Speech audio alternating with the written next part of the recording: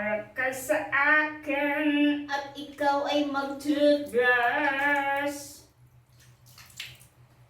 Toothbrush ang bana bago maligo.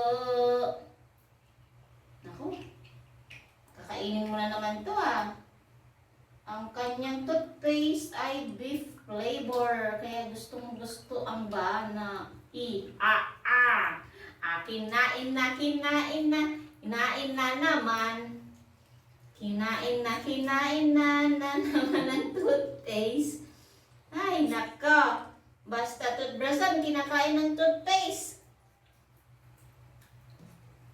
Naubos na naman ang toothpaste.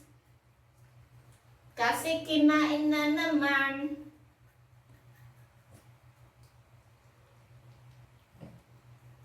Nasaan na ba toothpaste ba? Bakit mo kinakain?